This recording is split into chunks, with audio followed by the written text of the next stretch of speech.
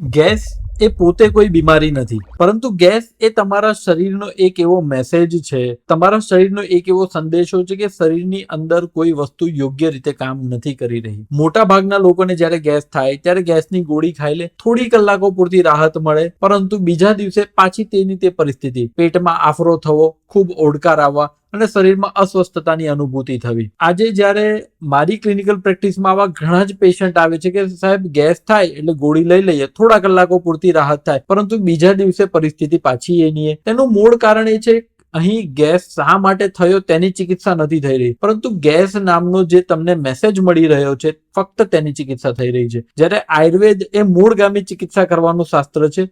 તો આજના વિડીયોમાં આપણે જાણીશું કે ગેસ થવાના કારણો શું હોઈ શકે અને તેને આપણે કઈ રીતના મટાડી શકીએ. તો હું હર્ષ ઉપાધ્યાય, મનોરમા આયુર્વેદ અને પંચકર્મ ક્લિનિક, સુરત, ગુજરાતથી આપની વચ્ચે ઉપસ્થિત છું.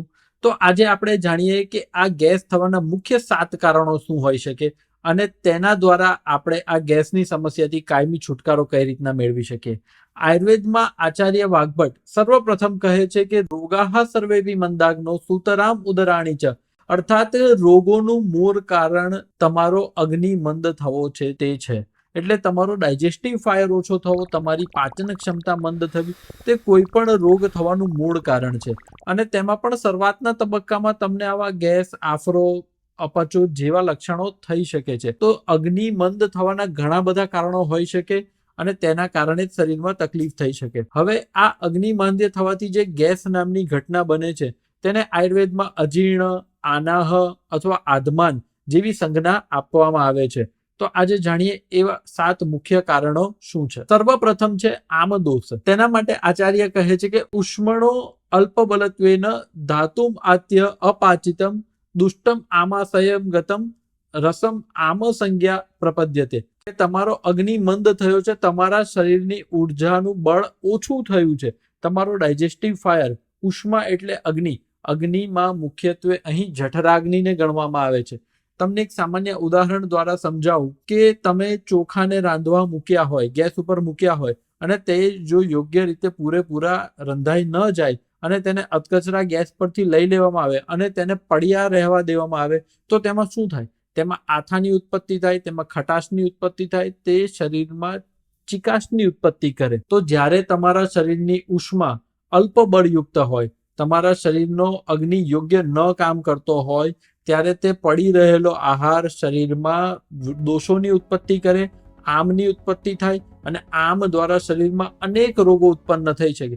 પેશન્ટ આવીને એવી કમ્પ્લેન કરે, સાહેબ બપોરનું ખાધેલું રાત સુધી એનો ટેસ્ટ ઓડકારમાં આવે છે, કારણ કે તમને એ ખાધેલું પચ્યું નથી, તેમાંથી આમની ઉત્પત્તિ થઈ છે અને તે આમ દોષ એ શરીરમાં વાયુ, ગેસ, ઓડકારની ઉપસ્થિતિ કરી શકે, કારણ કે તમારો જઠરાગ્નિ, તમારો ડાયજેસ્ટિવ ફાયર યોગ્ય કામ નથી કરી રહ્યો. ત્યારબાદ બીજું મોટું કારણ છે અજીર્ણાસન કે અધ્યસન.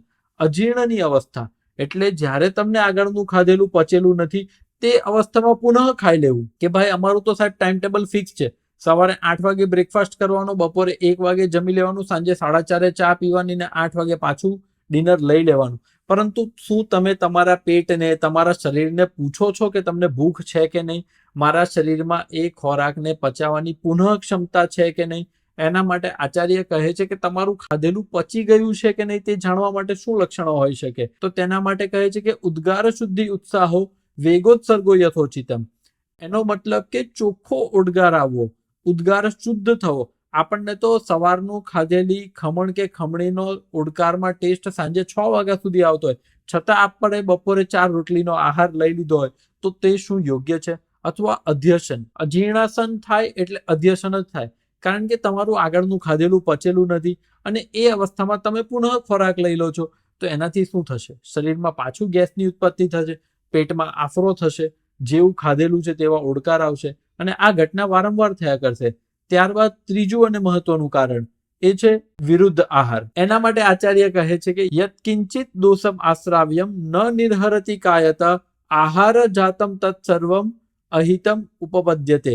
અર્થાત કે એવા પ્રકારનો આહાર કે જે શરીરમાં દોષોનું આશ્રાવણ કરાવશે, દોષો વધારશે પરંતુ શરીરની બહાર નહીં કાઢે, તે શરીરમાં પડ્યા રહેશે. અને આહાર જાતમ તત્સર્વમ એટલે તમે એવા આહાર વિહાર વડે કરેલા દુષ્કર્મ જેના કારણે શરીરમાં તે આહાર વિરુદ્ધ આહાર તરીકે વર્તે છે. આપણે એક સામાન્ય સમજણ આજે મોટાભાગના સમાજમાં પ્રવર્તિત થઈ ગઈ છે કે દૂધ સાથે ખાટા ફળો ન ખાવા, ફ્રૂટ સલાડ ન ખાવું, ખટાશયુક્ત વસ્તુ કે ખારી વસ્તુ સાથે, નમકીન વસ્તુ સાથે દૂધનો આહાર ન કરવો. પરંતુ આ સિવાય પણ વિરુદ્ધ આહારના ઘણા પ્રકાર હોઈ શકે છે. આચાર્ય ચરક વિરુદ્ધ આહારના 13 પ્રકાર બતાવે છે. તેમાં એક છે કે વીર્ય વિરુદ્ધ, એટલે કે મધ ગરમ છે તેને ગરમ પાણી સાથે લેવું, તે એક પ્રકારનો વિરુદ્ધ આહાર છે. ત્યારબાદ એક સર્વસામાન્ય બાબત જે આપણને સૌને અત્યારે પ્રિય છે કે સિઝલિંગ બ્રાઉની, ગરમ તવા પર ઠંડો આઈસ્ક્રીમ મૂકીને ખાવું. તમારા અગ્નિને, તમારા પેટને સમજણ જ નહીં પડે કે આને મારે કઈ રીતના પચાવો, કે મારા પેટમાં ગરમ ખોરાક આવી રહ્યો છે કે ઠંડો આવી રહ્યો છે, તેની અગ્નિને સમજણ જ નહીં વધે. ત્યારબાદ એના માત્રા વિરુદ્ધ, એટલે કે આપણે પીઝા ખાઈએ અને એની ઉપર મિલ્કશેક પી લઈએ, અથવા વધારે પડતું શુગર કન્ટેનિંગ વાળું કોલ્ડ ડ્રિંક પીએ. હવે પીઝા એ ગુરુ આહાર છે, તેમાં મેંદો, ચીઝ વગેરે પડે છે, તે પચવામાં ભારે છે, અને એની ઉપર આપણે મિલ્કશેક અથવા આઈસ્ક્રીમ ખાઈએ તો શું થાય? એ પણ પચવામાં ગુરુ આહાર થાય. તો આ માત્રા વિરુદ્ધ થાય.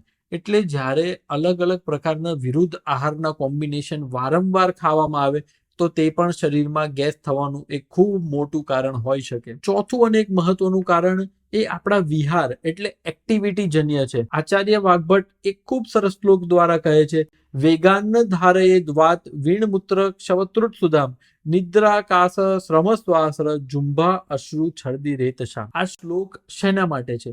13 પ્રકારના અધારણીય વેગોને રોકવા માટેની વાત છે. કે તમને યુરિનનો વેગ આવે છે, તમને ટોયલેટનો વેગ આવે છે, તમને અશ્રુનો વેગ આવે છે, તમને ક્ષુધા એટલે તમને ભૂખ લાગે છે, તમને તરસ લાગે છે, તે વેગોને તમે રોકો છો. એટલે તમને ટોયલેટનો વેગ આવે છે, પરંતુ કોઈ પણ કારણોસર ઓફિસનું મોડું થઈ રહ્યું છે, મને સમય નથી, સંકોચ થઈ રહ્યો છે, હું ટ્રાવેલ કરી રહ્યું છું, આવા કોઈ પણ કારણોસર તમે જ્યારે વેગને રોકો છો ત્યારે વાયુનો માર્ગ અવરુદ્ધ થાય છે અને એ વાયુ ઉર્ધ્વગામી થાય અને ઉદાવર્ત નામનો વ્યાધિ કરે. અને ઉદાવર્તનું સર્વપ્રથમ લક્ષણ એ છે કે તમને આ રીતના વાયુ થઈને ઓડકાર આવવા, ગેસ થવો એવો શરીર તમને સંદેશો આપે છે. હવે આ વેગ રોકવાની પ્રક્રિયા જ્યારે વારંવાર થાય ત્યારે શરીરમાં વિજ્ઞાન પણ આજે એવું માને છે કે એલોસ્ટેટિક લોડ વધે છે.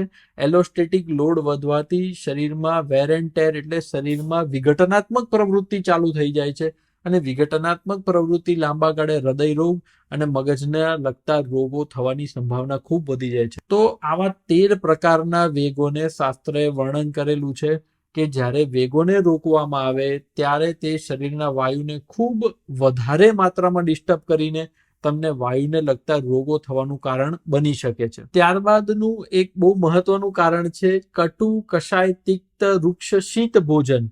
એટલે આચાર્ય માધવ નિદાન કહે છે કે કટુ એટલે તીખું, કષાય એટલે તુરું, વૃક્ષ એટલે સૂકો ખોરાક ડ્રાઈડ, અને શીત ઠંડો ખોરાક, આનું વારંવાર સેવન કરવું. ઘણા પેશન્ટ આવીને કહે છે, સર અમે ખૂબ હેલ્ધી લાઈફસ્ટાઈલ અપનાવીએ છીએ, અમે રોજ રાતના 2 ચમચી ભરીને મેથી રાતના પલાળીએ છીએ અને રોજ સવારે એનું સેવન કરીએ છીએ. મેથીનું સેવન કરવું અયોગ્ય છે એવું હું નથી કહેતો, પરંતુ શું તેની પાછળ તમારી કોઈ ક્લિનિકલ કન્ડિશન છે અથવા કોઈ વૈદ્યની એડવાઇસ અનુસાર તમે કરી રહ્યા છો? મેથીમાં કડવો રસ રહેલો, અરે લોકો લીમડા જેવો અતિ કડવા રસનું પણ લાંબા સમય સુધી સેવન કરતા હોય છે. આયુર્વેદ તો હંમેશા સડ રસયુક્ત ભોજનનું હિમાયતી રહ્યું છે. એટલે ખાટો, ખારો, ગળ્યો, તીખો, તુરો અને કડવો, એટલે તમારું ભોજન 6 રસયુક્ત હોવું જોઈએ. આજે એક નવી ફેશન આવી છે કે સાહેબ અમે ગળ્યું કોઈ અવસ્થામાં ખાતા જ નથી, તેવું ન ચાલે. તમારે સડ રસયુક્ત આહાર લેવો જોઈએ. ફક્ત કડવો અને કષાય, કોફી જેવા દ્રવ્યો જે કષાય રસ, ચા જેવા દ્રવ્યો જે કષાય રસથી ભરપૂર છે, તેનું વધુ માત્રામાં સેવન કરવું, વધુ ક્વોન્ટિટીમાં સેવન કરવું. પ્લસ શીત આહાર, વાસી ખોરાકનું સેવન કરવું. ફ્રોઝન ફૂડ એટલે અઠવાડિયા પહેલા, 10 દિવસ પહેલા બનેલા ખોરાકને માઇક્રોવેવમાં મૂકીને અથવા ક્વિક ફ્રાય કરીને તમને જ્યારે ફાસ્ટ ફૂડની રીતે પીરસવામાં આવે છે ત્યારે તમને લાગે તો ટેસ્ટી, પરંતુ આ બધો આહાર તમારા શરીરના વાયુને ડિસ્ટર્બ કરવા ખૂબ મહત્વનો છે. ખૂબ નાની નાની આદતો છે જે તમે તમારા જીવનમાં રોજિંદા જીવનમાં અપનાવી રહ્યા છો, પરંતુ તે તમને ગેસ, એસિડિટી જેવી તકલીફથી ક્યારેય છુટકારો નહીં આપી શકે. તેથી વધુ પ્રમાણમાં કડવી, વધુ પ્રમાણમાં તુરી, વધુ પ્રમાણમાં તીખી, શીત એટલે વધુ ઠંડી કે જમ્યા પછી ઠંડુ પાણી પી લેવું, અને શીતમાં બીજી એવી વસ્તુઓનો પણ સમાવેશ થાય, વાસી ખોરાક. અને વૃક્ષ એટલે ડ્રાય નાસ્તા, નમકીન, એનું વધુ માત્રામાં સેવન કરવું, વારંવાર એનું જ સેવન કરે. કારણ કે આયુર્વેદમાં આચાર્ય સુશ્રુત તો ત્યાં સુધી કહે છે કે સ્નેહોમયમ અયમ પુરુષ, કે પુરુષ સ્નેહથી બનેલો છે. અને આપણે તો શરીરમાં કોલેસ્ટ્રોલના રિપોર્ટને સાચવવામાં સ્નેહનો પ્રયોગ કરતા જ નથી. સાહેબ, ઘી તેલ તો અડવું જ ન જોઈએ, રોટલી તો કોરી જ ખાવા જોઈએ. અમારા ઘરમાં તો સાહેબ તેલ ઘી વપરાતા જ નથી અને ફેશનનો ભાગ માનવામાં આવે છે. ત્યારે કહેવાનું મન થાય કે વધુ પ્રમાણમાં વૃક્ષ આહારનું સેવન કરીને તમે તમારા વાયુને ડિસ્ટર્બ કરી રહ્યા છો, અને એ વાયુ લાંબા ગાળે તમારા હૃદયને ડિસ્ટર્બ કરશે. તમે તેલ નથી ખાધું ને છતાં તમને હૃદય રોગ થઈ શકે, તમે ઘી નથી ખાતું છતાં હૃદયની તકલીફ થઈ શકે છે. ત્યારબાદ એક ખૂબ મહત્વની વાત કે સાહેબ, અમે ખૂબ યોગ્ય રીતના ખાઈએ છીએ, અમારો ખોરાક ખૂબ પથ્યતમ છે, આયુર્વેદના નિયમોનું પણ પાલન કરીએ છીએ, પણ છતાં શરીરમાં ગેસ અને ખાધેલું પચતું નથી. તો એના માટે આચાર્ય ચરક કહે છે કે માત્રાવત અભ્યવહારમ પથ્યમ ચાન્નમ ન જીર્યતિ, ચિંતા શોક ભય ક્રોધ દુઃખશય્યા પ્રજા કરે. અર્થાત માત્રાવત ખાધેલું, પથ્યતમ એટલે એકદમ હેલ્ધી ખાધેલું પણ પચતું નથી. જ્યારે ચિંતા, શોક, ભય, ક્રોધ અને દુઃખશય્યા અને જાગરણ એટલે તમે જ્યારે શરીરમાં ખૂબ યોગ્ય માત્રામાં યોગ્ય આહાર લો છો, પરંતુ તમારા મનમાં કોઈ ચિંતા છે, તમને કોઈ પ્રકારનો શોક છે, કોઈ પ્રકારનો ભય છે, તમને કોઈના પર ક્રોધ છે, તમારી સ્લીપ ડિસ્ટર્બ છે, તમને રાતના ઉજાગરા કરવાની ટેવ છે, તો આવી અવસ્થામાં તમારો પથ્યતમ આહાર પણ પચતો નથી. અને આજે વિજ્ઞાન પણ એ બાબત માનવા લાગ્યું છે કે ગટ બ્રેઇન એક્સિસ નામની કોઈ વસ્તુ છે કે તમારું મગજ અને ગટ જોડાયેલા છે. જો તમારું મગજ ચિંતામાં હશે, કોઈ પ્રકારના સ્ટ્રેસમાં હશે, આજે સ્ટ્રેસ કોને નથી, પરંતુ સ્ટ્રેસને મેનેજ કરીને જીવન જીવતા આપણે સૌએ શીખવું પડશે. તમે કોઈને પણ પૂછશો તો એ 8 કલાકની ઊંઘ તો લઈ લેતું હશે, પરંતુ રાતના 11 વાગ્યા પછીનું, રાતના 10:30 પછીનું જાગેલું એ ઓલવેઝ પ્રજાગરણમાં જ આવશે, તે જાગરણ જ કહેવાશે અને તે તમારા શરીરનો વાયુ ડિસ્ટર્બ કરશે. તેથી આ માનસિક ભાવો પણ જ્યારે ઉપસ્થિત હશે ત્યારે તમારું ખાધેલું તમને પચવાનું કોઈ અવસ્થામાં નથી. અને ત્યારબાદ સૌથી મહત્વનો મુદ્દો એ છે કે અકાલ અને અહિત માત્રામાં ભોજન, કે ભાઈ ખાવાનો ટાઈમ આપણે સાચવતા નથી. અમે જ્યારે પેશન્ટને પ્રેક્ટિસમાં પૂછીએ કે તમે ક્યારે જમો છો, તો એમની પાસે કોઈ સમયનું કે બાયોલોજીકલ ક્લોકનું બંધારણ જ નથી હોતું. ઓફિસમાં ક્લાયન્ટની મીટિંગ પતે એટલે જમી લઈએ, બહેનોને પૂછીએ તો કે સાહેબ ઘરના કામમાંથી પરવારીએ એટલે જમી લઈએ. તમારા દૈનિક જીવનમાં જમવાના કોઈ નિયત સમય હોવા જોઈએ, કે રાતના 12 વાગે મન થયું ને ખાઈ લીધું, મંચિંગ કરી લીધું, લેટ નાઇટ ક્રેવિંગ્સ કરી લીધા. પણ લેટ નાઇટ ક્રેવિંગ્સ પૂરા કરવા જતાં આપણે આપણા અગ્નિને બગાડી રહ્યા છીએ, આપણે આપણા પાચનને બગાડી રહ્યા છે, અને આપણને પાચનને લગતી તકલીફો વારંવાર થશે. આપણને અજીર્ણ નામનો એક વ્યાધિ થશે. બપોરનું ભોજન આપણે 4:30 વાગે લઈએ. હવે બપોરનું ભોજન મધ્યાહન કાળમાં લેવાનું સૂચન છે, જેથી 11:30 થી 2 ની વચ્ચે બપોરનું ભોજન લઈ લેવું જોઈએ. એ પછી જો તમે બપોરનું ભોજન લો તો તમને યોગ્ય રીતે પચવાનું નથી. એટલે અકાલ ભોજન અને અહિત ભોજન પણ જ્યારે કરવામાં આવે ત્યારે શરીરના વાયુને ડિસ્ટર્બ કરી શકે છે અને તમને ગેસ અને અપચાની તકલીફ કરી રહે છે. તો આપણે આજે આ 7 કારણોની ચર્ચા કરી, અને આ 7 કારણોનું તમે તમારા દૈનિક જીવનમાં તેને દૂર કરીને યોગ્ય લાઈફસ્ટાઈલ અપનાવીને જો યોગ્ય આયુર્વેદની પદ્ધતિથી જીવન જીવશો તો તમે ગેસ અને એસિડિટીની તકલીફમાંથી કાયમી છુટકારો મેળવી શકશો. ધન્યવાદ.